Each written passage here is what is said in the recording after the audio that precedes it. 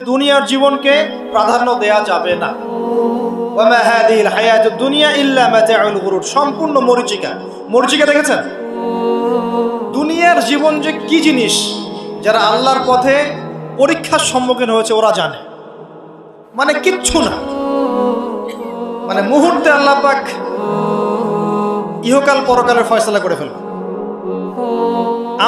আমরাও বুঝবো, এটা আমরা বুঝবো না এমন নয়।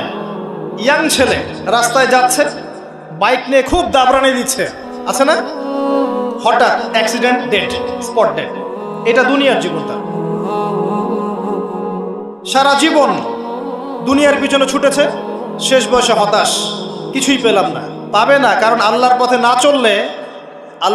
না চললে শেষ বয়সে গিয়েও কিছু পাবেন না। যন্ত্রণা, হতাশা, গ্লানি ছাড়া। তখন দেখবেন আত্মহত্যা করে শেষ, ডেড। দেখবেন অনেক প্রতাপশালী বাচ্চা বড় বড় লেকচার দিচ্ছে, হঠাৎ রাস্তায় হাঁটতে হাঁটতে ডেড। সারাদিন রাত জেনা করেছে, মদ খেয়েছে, জেনা ছড়িয়েছে সমাজে, নগ্নতা, অশ্লীলতা ছড়িয়েছে, ভাইরাস, মহামারী দিয়ে শেষ। দুনিয়ার জীবন কি জীবন! চোখের সামনে অহরহ এগুলো ঘটনা দেখছি আমরা। যাচ্ছে খুব সাদা আহ্লাদ করে, বর বিয়ে করতে যাচ্ছে, কার অ্যাক্সিডেন্ট, শেষ, ডেড। কিছু সাহাবী তো এমনও ছিলেন, বদরের যুদ্ধ করতে এসেছেন, হাতের মধ্যে কিছু খেজুর আছে, খেজুর খাচ্ছেন, খোরমা খেজুর খাচ্ছেন। তখন নবী সাল্লাল্লাহু আলাইহি ওয়াসাল্লাম দাঁড়িয়ে ভাষণ দিচ্ছেন যে ওয়াসাবিকু ইলা মাগফিরাতিম মির রাব্বিকুম ওয়া জান্নাহ। ওই যে আয়াতটা আছে, তোমরা এগিয়ে চলো তোমাদের রবের ক্ষমার দিকে এবং জান্নাতের দিকে। আরদুহা কাআরদিস সামাই ওয়াল আরদ, যার প্রশস্ততা আসমান এবং জমিনের সমান। সাহাবী খেজুর খেতে খেতে খেজুরটা ফেলে দিলেন। আরেকজন সাহাবী জিজ্ঞাসা করলেন যে খেজুরটা ফেলে দিলেন কেন? তিনি বলছেন এই খেজুরগুলো খেতে অনেক সময় লেগে যাবে।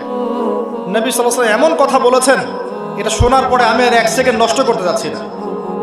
খেজুর ফেলে দিয়ে যুদ্ধে ঝাঁপিয়ে পড়লেন, দেন শহীদ হয়ে জান্নাতে চলে গেলেন। তারাও তো মৃত্যুর স্বাদ গ্রহণ করেছেন, তাই না? সুমাইয়া রাদিয়াল্লাহু আনহা, আবু জাহেল তাকে নির্যাতন করছে, তার লজ্জাস্থানে বর্ষা ঢুকিয়ে দিয়ে, চিন্তা করতে পারেন, লজ্জাস্থানে বর্ষা নিক্ষেপ করে হত্যা করল। সুমাইয়া রাদিয়াল্লাহু আনহা দেখতে কালো বর্ণের, চেহারা সুন্দর নয়, হয়তোবা আপনার মতো সুন্দর নয়, জান্নাতে এখন হাসছে ইনশাআল্লাহ তাআলা। তার স্বামী ইয়াসের, আবু জাহেল তাকে পিটাতে মেরে ফেললো, সে মারা গেল, শহীদ হয়ে গেল। অনেক ওলামায়ে কেরামকে, ইমাম, মুস্তাহিদ, মুহাদ্দিস দেখবেন সারাটা জীবন এত মেহনত করেছেন দ্বীনের জন্য, বিয়ে শাদী করার সময় পান নাই। এমনও আছেন ইমাম এবং মুহাদ্দিস, জীবন তো তাদেরও ছিল। শুধু সাহাবী কেন, তাবেঈদের দিকে তাকান, তাবেঈন তাকান, আমাদের 4 ইমামের দিকে তাকান। আবু হানিফা রাহিমাহুল্লাহ শেষ বয়সে জেলখানায়, কথিত আছে বিষ প্রয়োগে তাকে হত্যা করা হয়েছে। তার টাকার অভাব ছিল না, তিনি কিন্তু আমার মতো হতদরিদ্র ছিলেন না। আল্লাহ পাক তাকে সম্পদও দিয়েছিলেন, সমস্ত সম্পদ বিলিয়ে দিয়েছেন দ্বীনের জন্য।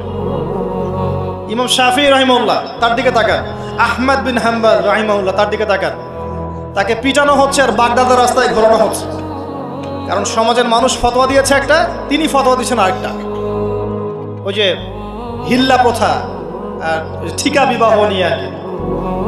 তিনি বলছেন ইলামু ইয়া আহলা বাগদাদ, হে বাগদাদের মানুষরা জেনে রাখো যে আমি কশ্চিনকালেও এই প্রথাকে জায়েজ করলাম না।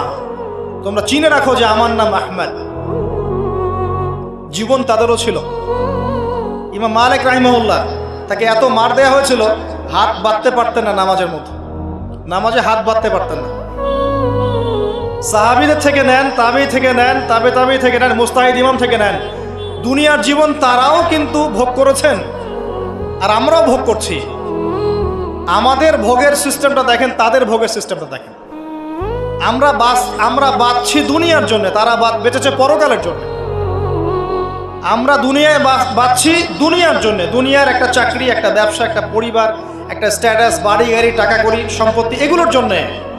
কিন্তু তারা বেঁচেছেন আল্লাহর জন্য, পরকালের জন্য। যে ব্যক্তি দুনিয়ার জন্য দুনিয়া করে আল্লাহ পাক তাকে ইহকাল পরকাল দুটোই নষ্ট করে দিবেন। যে ব্যক্তি পরকালের জন্য দুনিয়া করবে আল্লাহ পাক তার দুনিয়া গুছিয়ে দিবেন, আখিরাতও গুছিয়ে দিবেন ইনশাআল্লাহ। প্রথম কথা হচ্ছে এই যে দুনিয়ার জীবনকে প্রাধান্য দেওয়া যাবে না। দুনিয়ার জীবনের প্রতিটা কাজ আপনি একটা উদ্দেশ্যই করবেন, সেটা হচ্ছে আল্লাহ সন্তুষ্ট। বিয়ে শাদী করেছি কেন? আল্লাহর জন্যে। পরিবার গঠন করেছি কেন? আল্লাহর জন্যে। সন্তান নিয়েছি কেন? আল্লাহর জন্যে। দিন শিখেছি কেন? ইলম শিখেছি কেন? আল্লাহর জন্যে। চাকরি কেন করি? আল্লাহর জন্যে। প্রতিটা কাজ ইবাদত হবে যদি আপনি মুহাম্মদ সাল্লাল্লাহু আলাইহি ওয়াসাল্লামের তরিকা মেনে চলেন। ওয়া মা খালাকতুল জিন্না ওয়াল ইনসা ইল্লা লিয়াবুদুন, শুধুমাত্র ইবাদত করার জন্যই আল্লাহ পাক জিন এবং মানুষ জাতিকে সৃষ্টি করেছেন। আপনাকে আল্লাহ পাক এই হায়াতটা দিয়েছেন। এখন বাকি সময়টা চিন্তা করেন, আগামী 30-40 বছর কিভাবে কাটাতে চান? দুনিয়ার জন্য বাঁচবেন না আল্লাহর জন্য বাঁচবেন? যদি আল্লাহর জন্য বাঁচতে চান, সর্বশেষ হেদায়েত আল কোরআন এবং সর্বশেষ নবী মুহাম্মদ সাল্লাল্লাহু আলাইহি ওয়াসাল্লাম, এর বাইরে কিচ্ছু নাই ভাই। সারা দুনিয়ার মানুষ মিলে যদি বলে যে কোরআন সুন্নাহর মধ্যে আছে সুদ হারাম, কিন্তু সুদ হালাল, হালাল হালাল, কোশ্চিন কালে হালাল হবে না। সারা দুনিয়ার মানুষ একটা মাঠে যদি এসে বলে সুদ হালাল, সুদ ভালো, কোশ্চিন কালে হালাল হয়ে যাবে না, হারামই থেকে যাবে।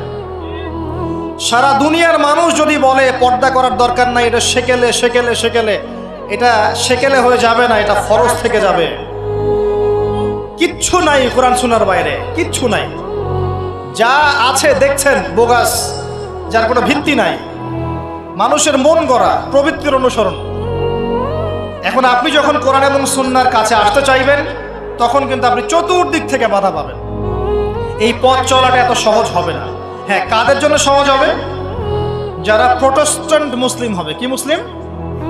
প্রোটেস্ট্যান্ট মুসলিম। এটা কেমন? মানে ওটাও ঠিক এটাও ঠিক, সুদ খেলেও হয় না খেলেও হয়, পর্দা করলেও হয় না করলেও হয়, নামাজ পড়লেও হয়, মাঝে মাঝে ছাড়লেও হয়, যাকাত দিলেও হয় না দিলেও হয়। মডারেট প্রোটেস্ট্যান্ট মানে কোরআন সুন্নাহ যা আছে এগুলো খুব কঠিন মনে হয়, এটা মৌলবাদী মনে হয়, এগুলো মানলে তো এই যুগে চলা যায় না, এগুলো ওই যুগের জন্যে। এরকম ভার্সনে যারা চিন্তা করবে তাদেরকে কষ্ট পেতে হবে না। তারা দেখবেন কষ্ট না করেই দুনিয়ার জীবন কাটিয়ে দিচ্ছে, ওদের কোনো বাধা বিপত্তি আসবে না। আপনি যখন কোরআন সুন্নাহকে আঁকড়ে থাকবেন, কেমন করে আঁকড়ে থাকবেন? মারির দাঁত দিয়ে কামড়ে থাকবেন, নবীজি বলেছেন। মারির দাঁত দিয়ে কামড়াতে বলেছেন, সামনের দাঁত দিয়ে কামড়ালে ছটকে যাবে, টান দিলে ছিঁড়ে যাবে। মারির দাঁতে কামড় দিলে, টান দিলে সহজে ছিঁড়বে না। এভাবে থাকলে আপনার বাধা আসবে। এখন আপনার সামনে দেখবেন আপনি কিছু ফিতনা এবং কিছু সলিউশন। আপনি নিয়াত করেছেন যে আপনার যে গুনাহগুলো হয়েছে এগুলো থেকে আপনি তওবা করবেন ইনশাআল্লাহ। আগামী দিনগুলো আপনি কোরআন এবং সুন্নাহ অনুসারে চলবেন। এই কথার সাথে একমত আছেন তো? এখন চলতে গিয়ে দেখবেন যে আপনি কিছু স্পষ্ট বিষয় দেখতে পারবেন যেগুলোর সাথে আসলে কোরআন সুন্নাহর খুব একটা মিল পাওয়া যাবে না। আপনি দেখবেন স্পষ্ট শিরক করছে মুসলিমরা, আপনি দেখবেন স্পষ্ট বেদাত করছে, আপনি দেখবেন হারাম খাচ্ছে। মুসলিম যুবকরা মাদক, পর্নোগ্রাফি, জেনা, ফ্রি মিক্সিং, আপনার জুয়া, ক্যাসিনো, এই যে আপনার টিকটক প্রজন্ম, এগুলো নিয়ে ব্যস্ত আছে। আপনি স্পষ্ট দেখবেন মেয়েরা বেহায়ের মতো ঘুরে বেড়াচ্ছে। আপনি স্পষ্ট দেখবেন যে আপনি হালালে থাকলে চাকরি পাচ্ছেন না। আপনি স্পষ্ট দেখবেন পরিবারের লোকজন কথা শোনে না। আপনি এমনও দেখবেন ওলামায়ে কেরামের মাঝে ঐক্য নাই, এমন দেখবেন। আপনি এমনও দেখবেন যে মানুষ দিনকে দুনিয়ার বিনিময়ে বিক্রি করে দিচ্ছে। আর এমন দেখবেন যারা আপনার উপরে আছে তারা দিন সম্পর্কে তেমন কোনো জ্ঞান রাখে না। এমন জটিল পরিস্থিতিতে আপনি কি করবেন তখন? এরপরে আপনি যখন বিশ্বের দিকে তাকাবেন তখন দেখবেন বিশ্বের সমস্ত পরাশক্তিরা ঐক্যবদ্ধ ইসলামের বিরুদ্ধে। বিশ্বের সমস্ত বড় বড় পরাশক্তিরা ঐক্যবদ্ধ ইসলামের বিরুদ্ধে। দেখবেন আপনি ইসলামের কোনো খিলাফা নাই, দেখবেন কোনো ইমাম নাই, কোনো আমির নাই, কোনো জামাআ নাই। দেখবেন আপনি সেই রকম সলফে সালেহিনদের যুগের মতো শৌর্য, বীর্য, ব্যক্তিত্ব, গায়রাত কিছু নাই। মনে হবে যেন আমরা দাসত্বের শৃঙ্খলা আবদ্ধ হয়ে গেছে। তখন আপনি কষ্ট পাবেন মনে মনে। আপনার মধ্যে ঈমান থেকে থাকলে আপনি কষ্ট পাবেন, ভিতর থেকে কষ্ট ফিল করবেন। যদি প্যারালাইজড রোগী হয়ে থাকেন তাহলে কষ্ট ফিল করবেন না। চেতনা থাকে দিনের, কষ্ট ফিল করবেন। তখন আপনার স্ট্রাগল শুরু হবে। তখন আল্লাহ যদি আপনাকে বুঝ দেন, আল্লাহ দেখবেন আপনি কি করেন।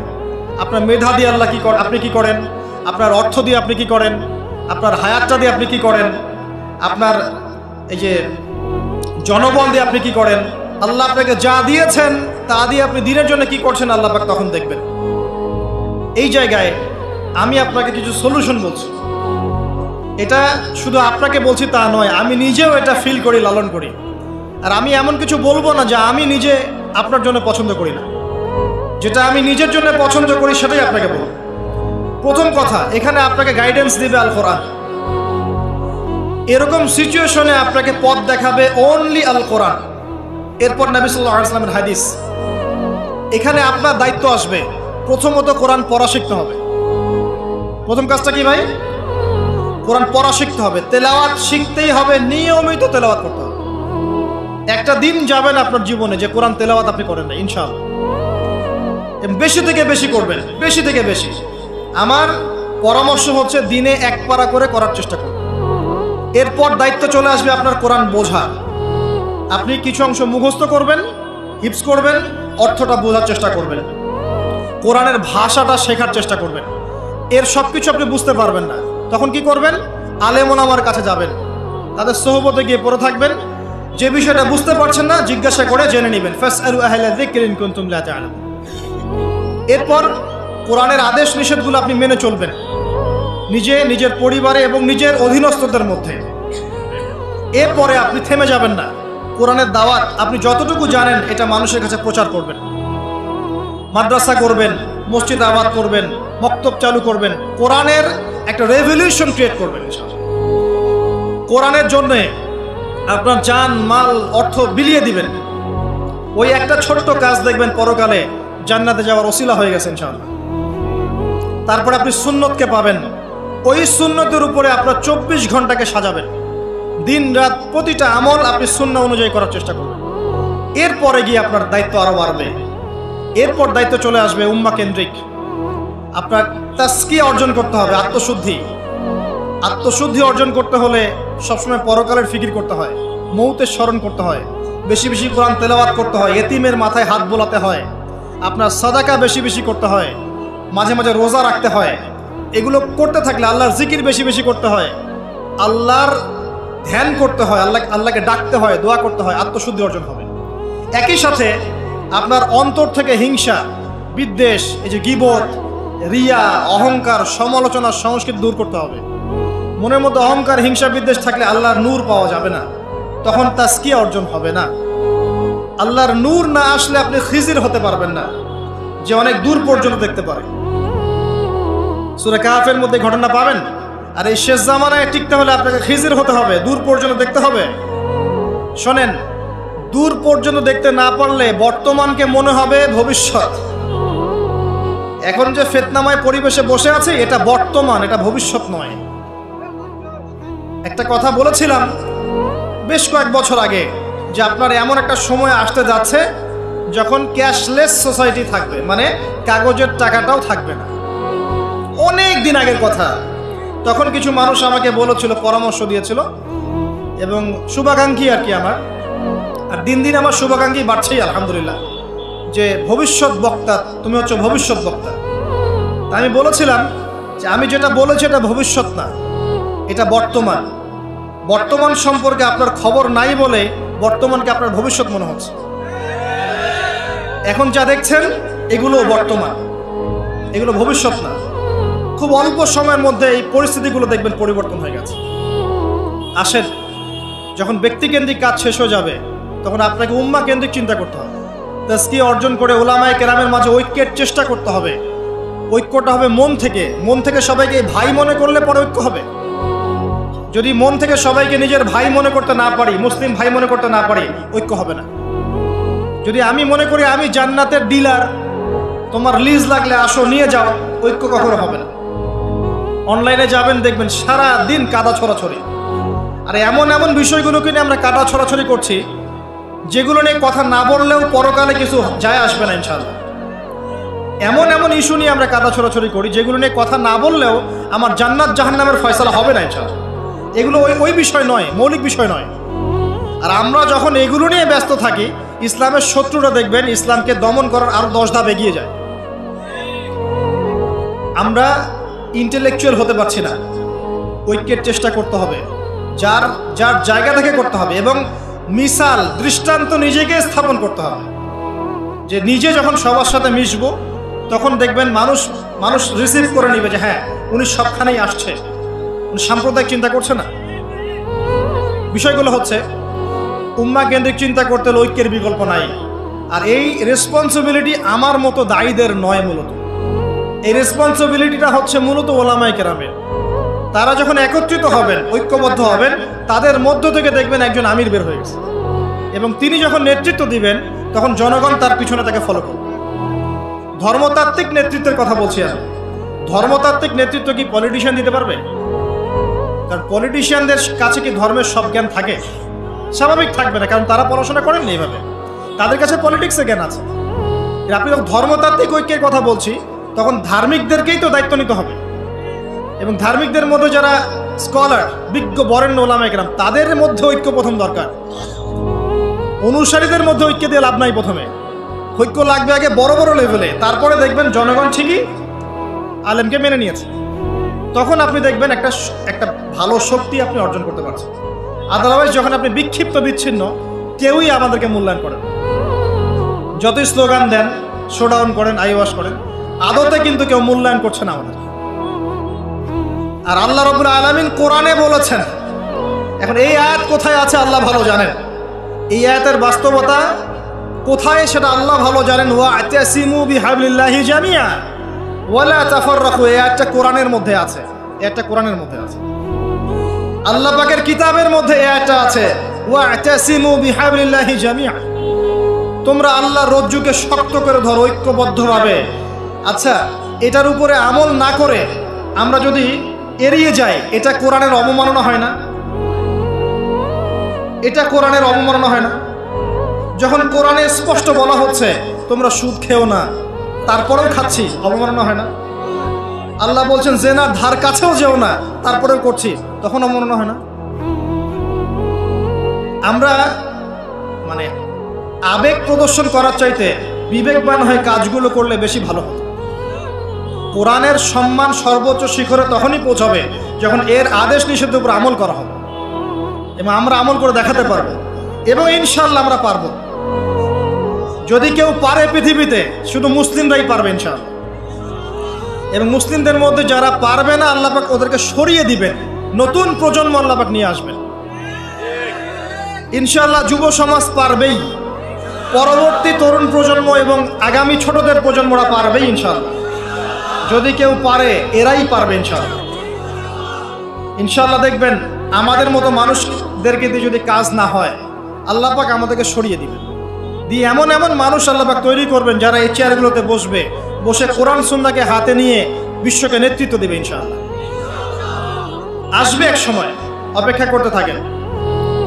কারণ আমরা আখিরুজ্জামানের হাদিসগুলো সম্পর্কে জানি, একটা সময় চলছে মুসলিমদের ডমিনেশনের সময়, এরপর একটা সময় আসবে যখন মুসলিমরাই এই বিশ্বকে নেতৃত্ব দেবে ইনশাআল্লাহ। ইসলামই হবে এই বিশ্বের একমাত্র সুপার পাওয়ার। আল্লাহ রাব্বুল আলামিন ওই জেরুজালেম থেকেই আরও একবার কিয়ামতের আগে পুরো বিশ্বে ইসলামী খেলাফা বাস্তবায়ন করবেন ইনশাআল্লাহ। এটা প্র্যাকটিক্যালি আপনার আমার কিছু কাজ আছে, ইলম অর্জন করা আমাদের কাজ। আমাদের এত বড় বড় কাজ নাই, আমাদের যতটুকু সামর্থ্য এতটুকু কাজ আছে।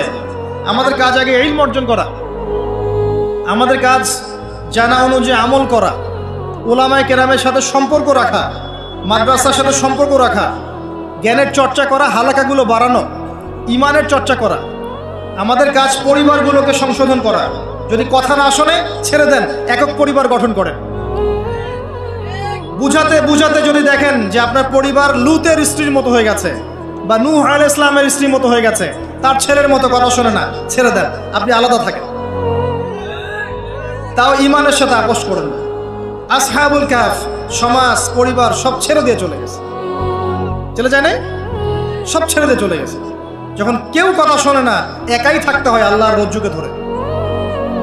আল্লাহ পাক ইব্রাহিম আলাইহিস সালামকে বলেছেন, তুমি একাই একটা উম্মাহ, ইব্রাহিম তুমি একাই একটা উম্মাহ। তো আমাদের কিছু কাজ আছে ভাই, ইমানের চর্চা করা, ইলম অর্জন করা, ওলামায়ে কেরামের সোহবতে যাওয়া, তাজকিয়া, আত্মশুদ্ধি অর্জন করা, অন্তরে আল্লাহর নূর পাওয়ার চেষ্টা করা।